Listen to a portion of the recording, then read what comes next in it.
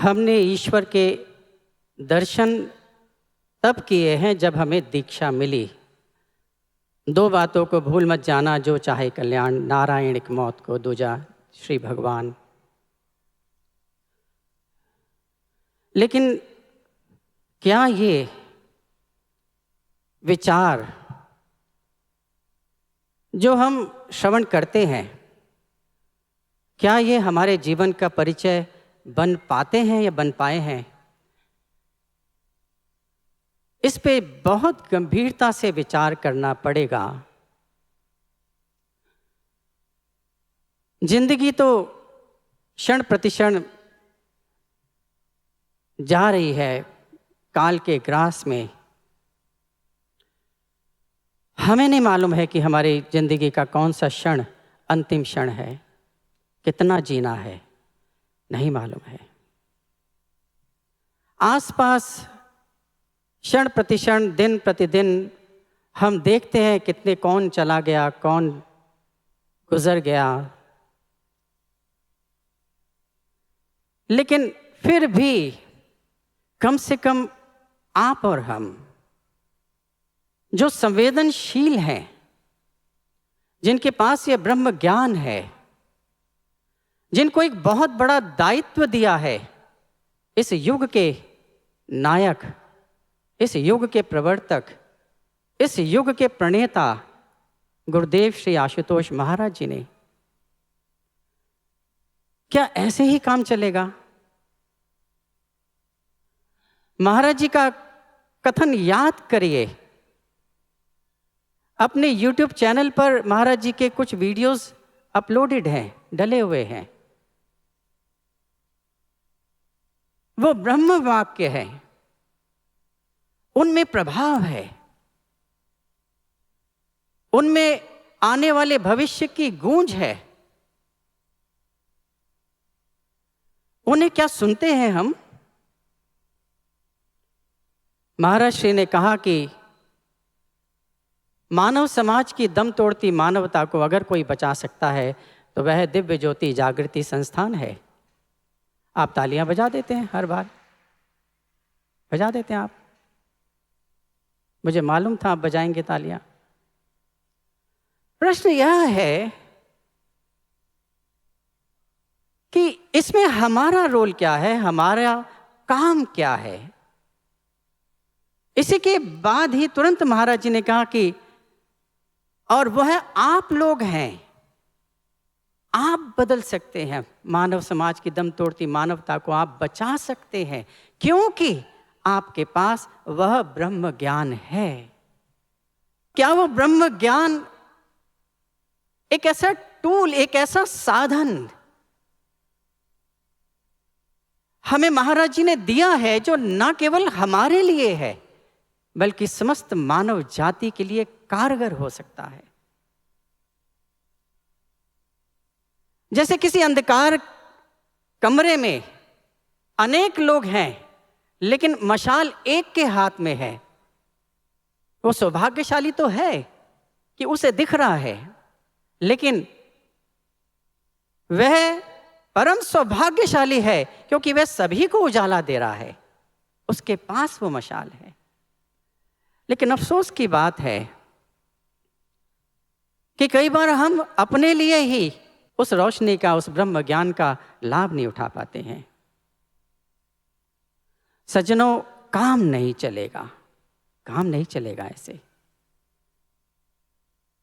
संसार की हालत आप देख रहे हैं, संसार कहां जा रहा है। जिस मोड़ पर महाराज जी ने कभी हमें संकेत दिए, इसी मंच से, इसी दिव्य आसन पर विराजमान होकर के, आज इतने वर्षों के बाद हम संसार को वहीं देख रहे हैं। तो इसमें हमने क्या किया, हमने क्या काम किया? सज्जनों, इस संसार से हम कुछ नहीं लेके जाने वाले साथ।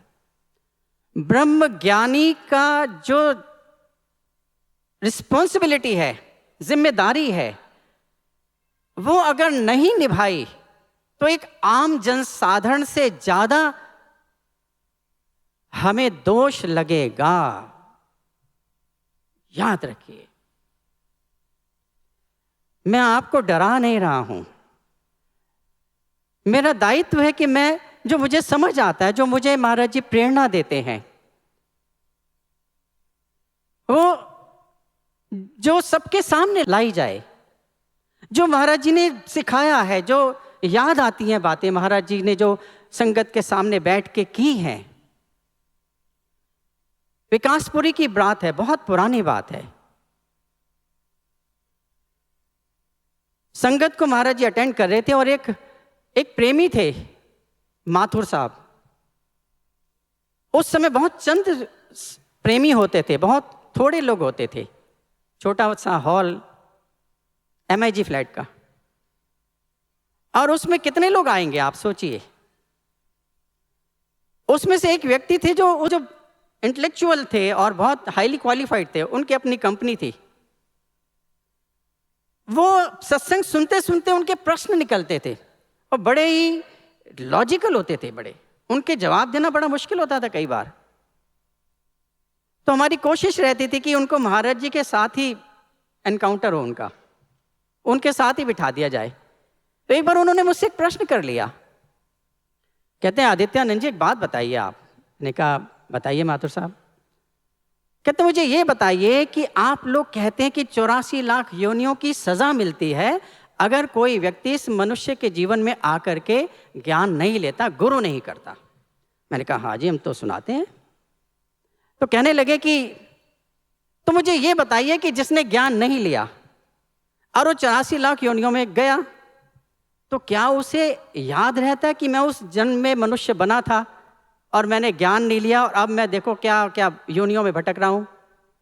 सजा तो तभी मिलेगी ना उसे जब उसे याद रहेगा। कभी ऐसा प्रश्न किसी ने किया नहीं।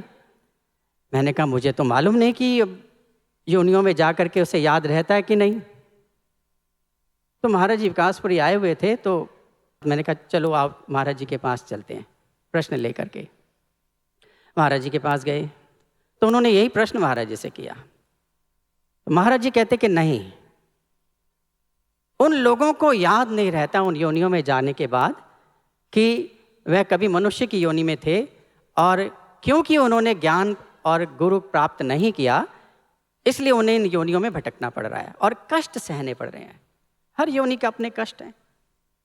लेकिन ये तो बात ठीक हो गई, लेकिन महाराज जी ने जो दूसरी बात की वो मुझे घर कर गई। महाराज जी कहते हैं लेकिन अगर कोई ज्ञान लेने के बाद साधना सुमरन सेवा नहीं करता है, अपने दायित्व को नहीं निभाता है और गलती करता है, तो वह भी योनियों में भटकता है जाकर के, और उसे उस भटकते हुए उन योनियों में यह याद रहता है कि मैंने फला जन्म में ज्ञान लिया था और ज्ञान के बाद मैं चला नहीं था। कितनी बड़ी बात, ये महाराज जी के मुख से कही हुई बात है। यानी एक आम जन साधारण और एक ब्रह्म ज्ञानी जन जीवन, उन दोनों की सजा में बड़ा अंतर है। एक अंधा व्यक्ति कुएं में गिर जाए तो लोगों को दया करनी चाहिए और करते भी हैं, लेकिन अगर एक आंख वाला कुएं में गिरता है तो लोग कहते कि अंधा था क्या जो गिर गया, उसे कोसते भी हैं और उस पर हंसते भी हैं। सज्जनों, हम कितना महान कार्य कर सकते हैं कि मानव समाज की दम तोड़ती हुई मानवता को, क्या मिशन है, कितना बड़ा कार्य है।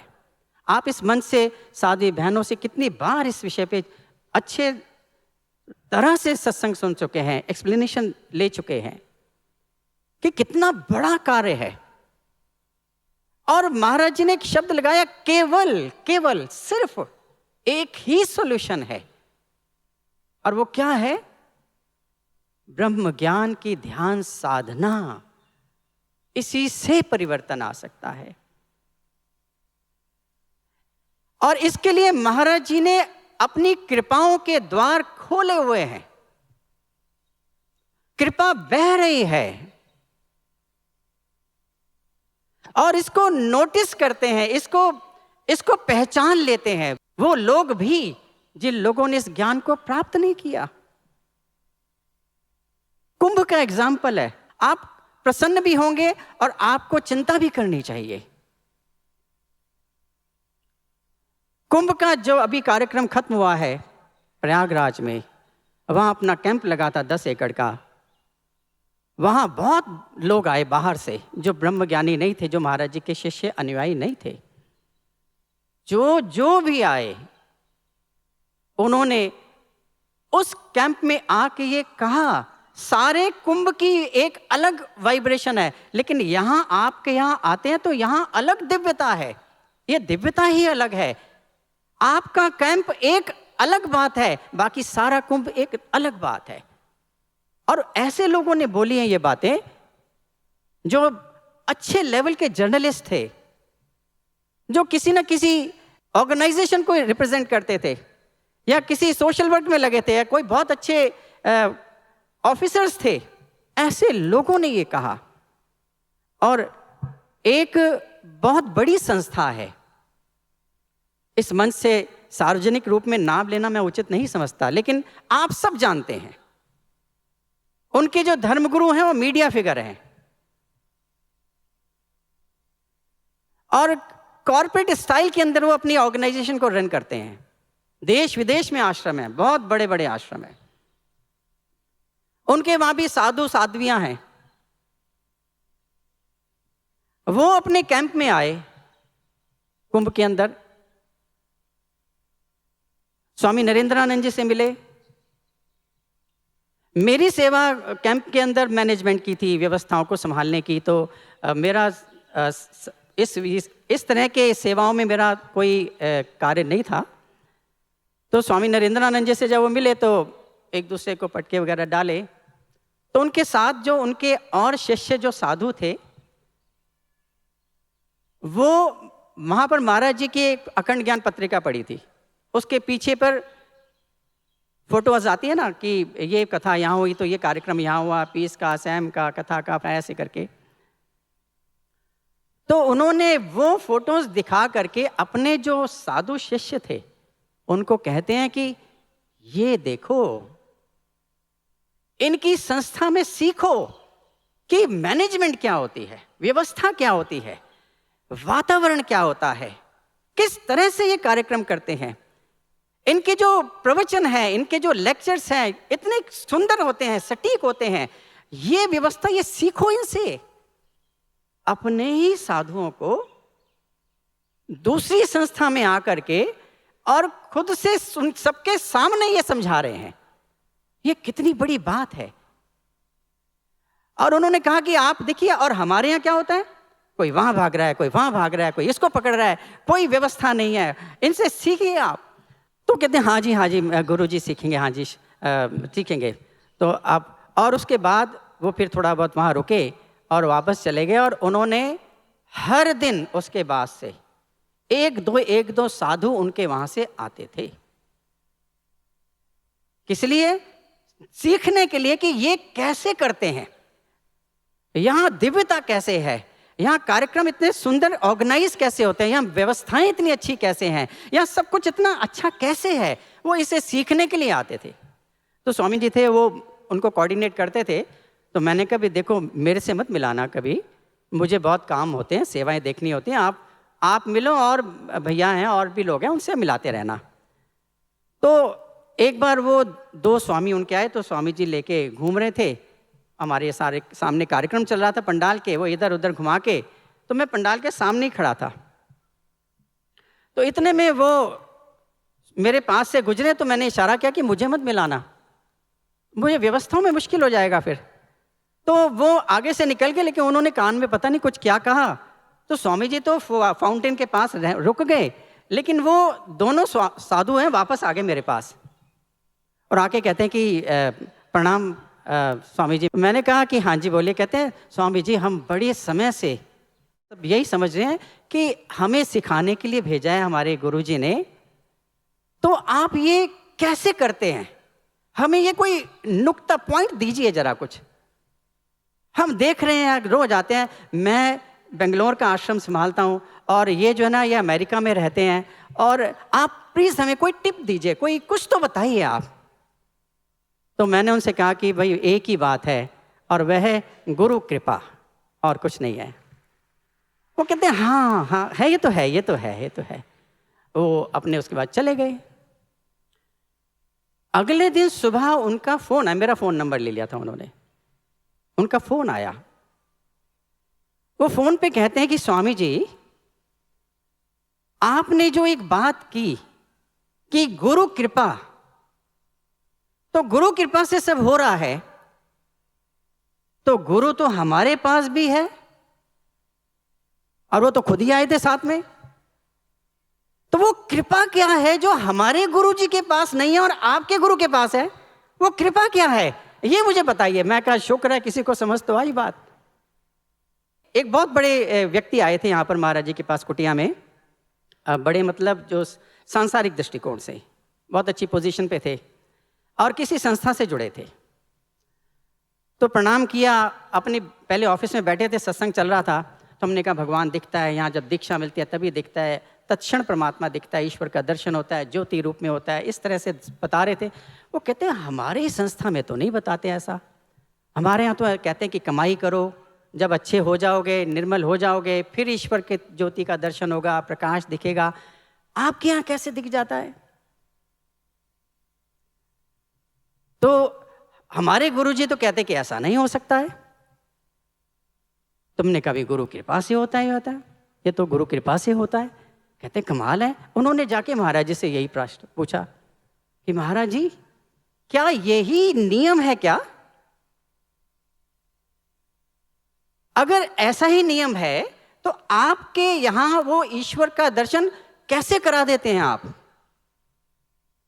हमारे गुरुजी तो नहीं कराते और वो क्लेम भी नहीं करते। यानी कि हर किसी ऐरे गहरे पर, पापी हो, दुष्ट हो, कुछ भी हो, जो कुछ करता हो, कोई विचार नहीं, संस्कार नहीं, और उसको ज्ञान दीक्षा मिले और भगवान दिख जाए, ये क्या मतलब हुआ? ये कौन सा नियम है? ये कौन सा दर्शन है? फिलॉसफी है। महाराज जी ने कहा कि देखिए, जब गुरु आता है संसार में, पूर्ण गुरु, तो फिर वो ये सब क्राइटेरिया नहीं देखता है। कृष्ण भगवान ने कहा ना, अपि चेदसि भी पापे भय सर्वे भय पाप कृतमः, पापियों का भी पापी क्यों ना हो।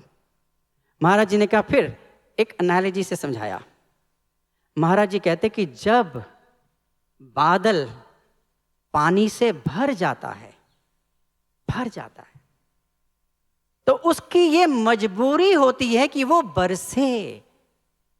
आप शब्द को नोट कीजिए, एक तो बादल, और वो भी पानी से लबालब भर गया है, इतना भर गया है कि अब उसकी मजबूरी है, वो रुक नहीं सकता है, उसे बरसना ही है। और जब इस मजबूरी से बरसता है तो वो यह नहीं देखता कि वो सड़क पर बरस रहा है, खेत में बरस रहा है, कि कहाँ बरस रहा है, कि किसी समुद्र पर बरस रहा है, कि जो खारा ही हो जाएगा पानी समुद्र पे मिलने के बाद। ये है गुरु कृपा।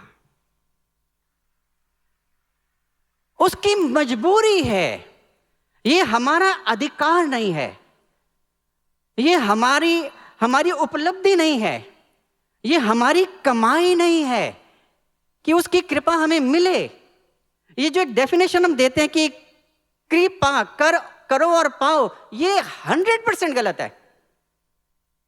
करके जो मिलता है वो कर्म का फल है।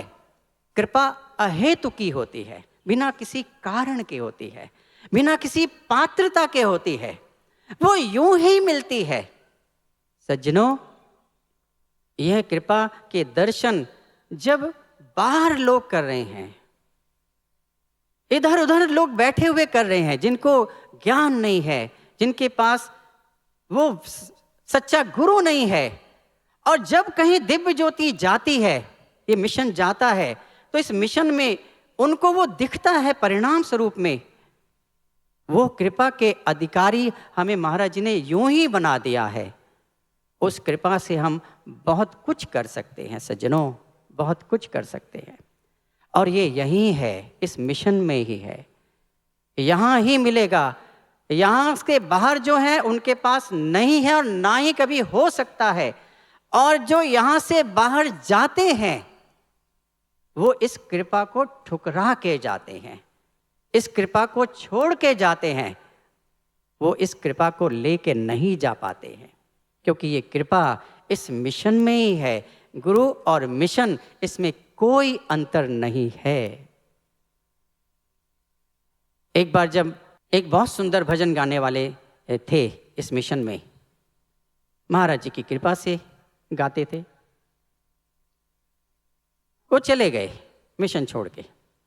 महाराज जी ने बहुत समझाया, लेकिन उनको भूत सवार था इंडियन आइडल का। मैं अगर गया तो मैं तो फिर सबसे ऊपर पहुंच जाऊंगा। ठीक है, चले गए, कोई बंधन नहीं, आपने जितना समय लगाया ठीक है, कोई बात नहीं। लेकिन बाहर जाके अब कुछ हो नहीं रहा था, कुछ कर नहीं पा रहे थे, तो उन्होंने आस्था चैनल पे फोन किया। आस्था चैनल के जो जनरल मैनेजर थे मार्केटिंग के, उनका बहुत अच्छा महाराज जी के साथ स्नेह था और मेरे से परिचय था महाराज जी के कारण से। तो उनको उन्होंने कॉल की और कहा कि देखिए, मेरा फलां फलां नाम है और मेरी एक एल्बम निकली हुई है, आप उसे सुन लीजिएगा। बहुत सुंदर भजन गाता हूं मैं, और अगर आपके चैनल पर मेरा एक प्रोग्राम आ जाएगा तो चैनल की भी टीआरपी बढ़ेगी और मुझे भी कुछ आमदनी हो जाएगी, तो आप मुझे कोई स्लॉट दीजिए। तो उन्होंने कहा ठीक है, आप मुझे भेज दीजिए एल्बम का। तो उस समय के अंदर यूट्यूब चैनल ये सब तो नहीं थे, लेकिन सीडीज वगैरह थी। तो जब उनके पास पहुंची तो कहा, अरे ये तो दिव्य ज्योति जागृति संस्थान की है। कहते हाँ, मैं पहले वहां था, अब नहीं हूं। तो उन्होंने कहा ठीक है, मैं सोच के बताता हूं। उन्होंने मुझे कॉल की, फ़ोन किया। उन्होंने कहा कि स्वामी जी। मैं कहा जी। कहते हैं कोई ये फलां नाम के इनके ये भजन है, ये क्या आपकी संस्था से? तो मुझे लगा कि कुछ बात गड़बड़ है। मैंने कहा हाँ, वो कुछ समय पहले ही छोड़ करके गए हैं। कहते हैं हाँ, तभी तो, क्योंकि आपकी संस्था से कोई सीधे तो हमें कॉल करता नहीं है कभी, आप ही की कार्यक्रम आपके द्वारा ही होते हैं। मैंने कहा क्या हुआ?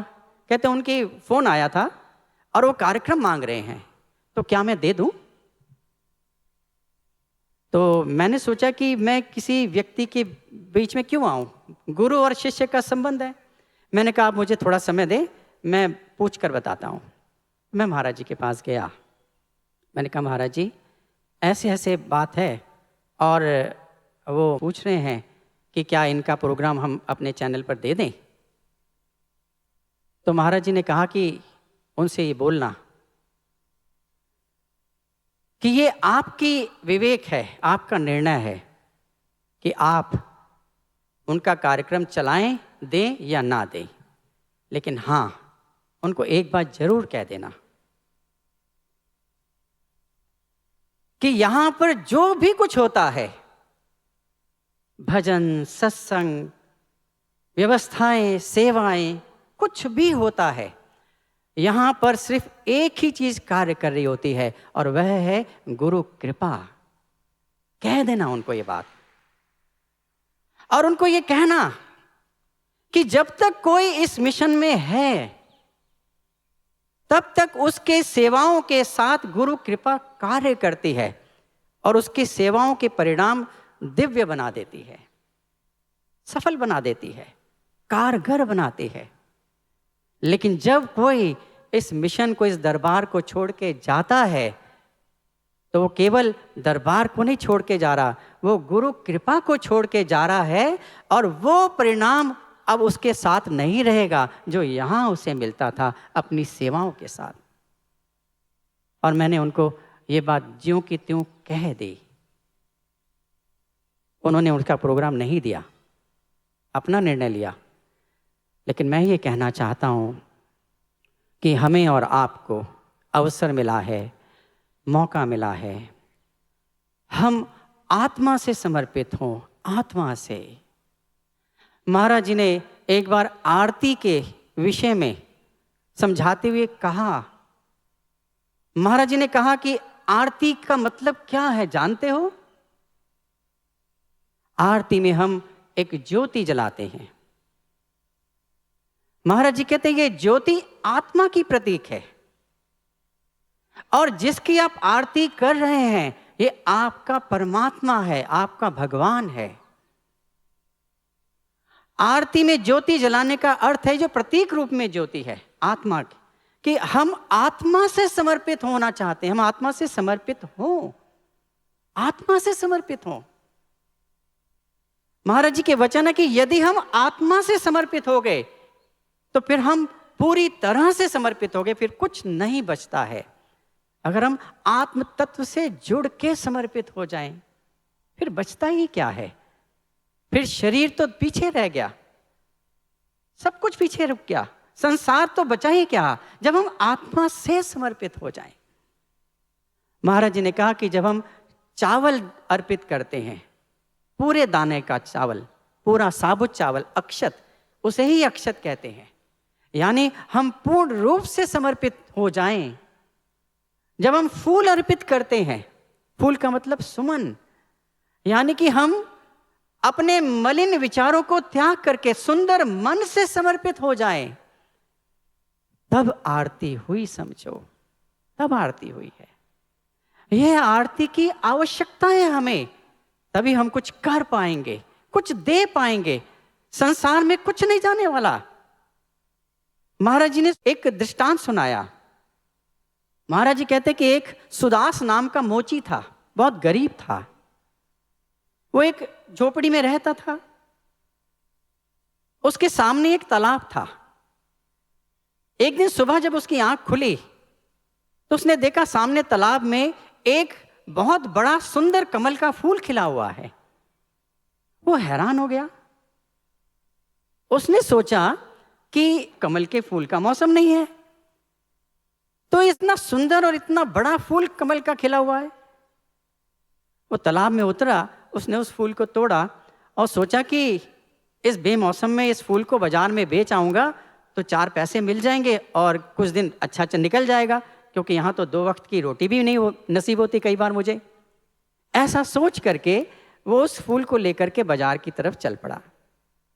जब बाजार पहुंचा तो वहां पर एक राजा का मंत्री था। उसने जब कमल के फूल को देखा तो उसने कहा कि हे भाई, ये फूल मुझे दे दो, कितने का बेच रहे हो? उसने कहा कि यही कुछ 1-2 रुपए का। तो नहीं नहीं, आप मुझसे ज्यादा ले, दुगना ले लो। उसने सोचा अच्छा। इतने में वहां से एक नगर सेठ गुजर रहा था। उसने देखा कमल का फूल तो उसने कहा कि अरे नहीं नहीं, इस मंत्री को मत देना, मुझे दो, आप जितना मंत्री दे रहा है उसने 4 गुना मुझसे ले लो पैसा। इतने में कोई और निकला। ऐसे करते करते सब दुगना से दुगना दाम देने को तैयार उस कमल के फूल को। तो इतने में वहां से राजा निकल पड़ा। राजा ने जब कमल के फूल को देखा और ये माजरा देखा, उसने कहा कि हे मोची, तुमने ये कमल का फूल किसी को नहीं देना, मुझे देना, मैं इसके तुम्हें 4000 रुपए दूंगा। तो उस सुदास ने सोचा कि ये माजरा क्या है आखिर, एक कमल का फूल है और इतना पैसा सभी लेने को, ये हो क्या रहा है आखिर, मामला क्या है? तो उसने जब पता लगाया तो पता लगा कि भगवान बुद्ध का इस नगर में आगमन होने वाला है, और चूंकि मौसम है नहीं कमल के फूलों का, तो ये एक लौता ही इतना सुंदर कमल का फूल है और सभी सोचते हैं कि इसे लेकर के भगवान बुद्ध को अर्पित करें। तो उसने कहा कि अच्छा, अगर ऐसी बात है तो फिर अब ये फूल मैंने किसी को नहीं देना है, अब ये फूल मैं खुद ही भगवान को अर्पित करूंगा जाकर के। ये बड़ी टचिंग स्टोरी है और इसे जीने की जरूरत है हमें और आपको, इसे जीने की जरूरत है, इन भावनाओं को। लोगों ने कहा कि अरे बेवकूफ है क्या, मूर्ख है क्या,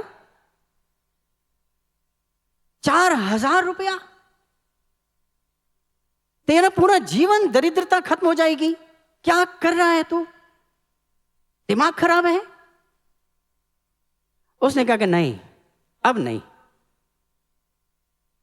ये पैसा लेके तो मुझे एक जीवन की दरिद्रता दूर होगी, लेकिन जिस भगवान के चरणों में ये जाएगा वो तो मेरे जन्मों जन्मों की दरिद्रता दूर कर देगा। अब नहीं मैं किसी को दूंगा, ये अब नहीं दूंगा किसी को। और वो फूल ले करके भगवान के चरणों में उसने अर्पित कर दिया। और भी लोग थे, राजा भी पहुंचा हुआ था वहाँ, नगर सेठ भी आया था, मंत्री भी आए थे, सभी लोग पहुंचे थे वहाँ। बुद्ध ने उस फूल को उठाया और उसके बाद वो घोषणा करते हैं कि ये जो कमल का फूल आज इसने दिया है, इस सुदास ने, इस जैसा त्यागी मैंने आज तक अपने जीवन में नहीं देखा। मुझे इस जैसा त्यागी आज तक नहीं मिला। मेरे चरणों में राजा महाराजा आए और अपना राजपाट छोड़ करके वो मेरे चरणों में आके अर्पित समर्पित हो गए, लेकिन जो त्याग इसने किया है ऐसा त्याग आज तक किसी ने नहीं किया है। पूछो इस राजा से, पूछो इस मंत्री से, पूछो इस नगर सेठ से। इसके पास मौका था, अवसर था, ये चाहता तो इतना पैसा ले सकता था। इन्होंने तो 4000 दान करना था, इसने तो 500 दान करना था, लेकिन इसने तो अपना सब कुछ ही दे दिया। इसके जैसा त्याग मुझे आज तक कोई नहीं मिला।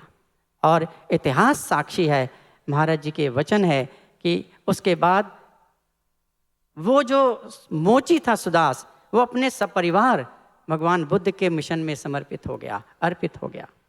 सज्जनों, संसार कुछ नहीं है, क्षणभंगुर है, कुछ नहीं साथ जाना है। जिसके लिए हम इतने महान सद्गुरु भगवान के मिशन और उसके कार्य और उसकी कृपा को नजरअंदाज कर देते हैं, वो हमेशा रहने वाली है, इस लोक में भी, इस लोक से परे भी। और जिसके लिए हम नजरअंदाज करते हैं, जिन कारणों से वो तुच्छ हैं, वो कुछ नहीं है, वो हर योनि में हमें मिलने वाले हैं, हर समय हमें मिलने वाले हैं। इसलिए हम सोचें, समझें और जानें, ये अवसर है, मौका है, इसे चूकना नहीं है। मन वचन प्राण से सेवा करनी है। सत्संग में आया करो। गर्मी सर्दी बरसात क्या है, इससे लेना देना। इस तन धन का क्या गर्वैया, इस धन का, इस तन का क्या गर्व है, क्या मान है? कोई मान नहीं है। क्या राजा, क्या रंक, क्या भिखारी, सबकी गति वही है।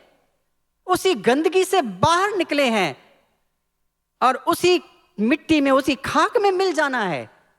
उसी गंदगी से बाहर निकले हैं। क्या गर्व है इसका, क्या मान है इसका? कोई मान नहीं है। इसलिए आप तो ब्रह्म ज्ञानी हैं, आपको तो ज्ञान मिला है, हमको ज्ञान मिला है, हमें सद्गुरु भगवान मिले हैं और एक विराट लक्ष्य मिला है। मानव इतिहास में, एक स्वर्णिम इतिहास में अपने आप को दर्ज करा लेने का मौका मिला है, अवसर मिला है। इस तुच्छ सी चीजों के लिए त्याग रहे हैं। ऐसा ना करें, क्योंकि हमें जो सजा मिलेगी वो बहुत बहुत बड़ी होगी उन सब से जो इस दरबार में आए नहीं, या जो इस दरबार को समझ नहीं पाए, पहुंच नहीं पाए। सज्जनों, इसको जरूर ध्यान रखें। इसीलिए ये कार्यक्रम होते हैं, इसलिए ये दिव्य दरबार सस्ता है, इसलिए दिव्य धाम आश्रम है। ये अपने क्षेत्रों में, आश्रमों में जाएं और अपने इस सेवा को प्रायोरिटी पर रखें। आप इसके प्राथमिकता दें, पहल दें। यही अपना है, यही सच्चा है और यही जीवन है। इसलिए हम सब उनकी कृपा को सहेज पाएं, समेट पाएं और अपने जीवन को महान कर पाएं। इस अवसर को चूक ना जाए, ऐसी सद्भावना, ऐसी मंगल कामना के साथ आइए अपने विचारों को विराम देते हैं और एक अपने सद्गुरु भगवान के श्री चरणों में इस संकल्प के साथ कि अपनी आत्मा से समर्पित होंगे हम, ऐसी आरती कर दिखाएंगे हम। आइए उनके श्री चरणों में जोरदार जयघोष करते हैं।